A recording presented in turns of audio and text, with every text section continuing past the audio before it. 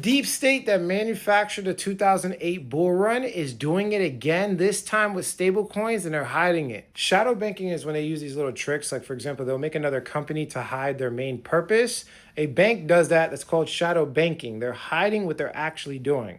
Everybody knows 2008 for the crash, but what people don't know is that the S&P 500 doubled up to 100% right before.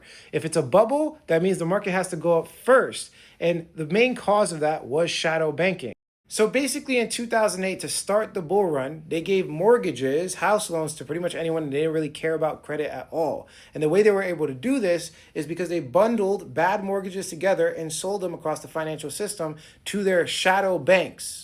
And because this is bad finance and obviously a Ponzi scheme, it doesn't make sense. What happened is the parent banks that initially sold these junk mortgages had to actually step in and absorb the losses of these shadow businesses. Now, according to the financial accounting rule, FIN 46, this basically means that all of these really bad companies are now regulated by the same regulations of the big credible banks. So to put it simple, the market went up because of these really bad mortgages. This was like an advantage that nobody knew about.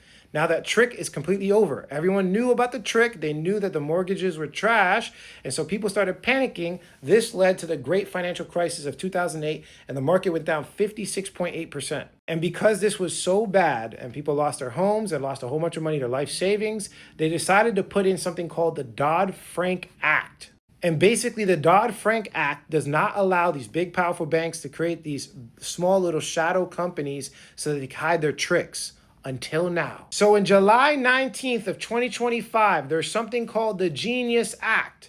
The Genius Act is currently law in the United States of America, and basically it allows banks to create stable coins.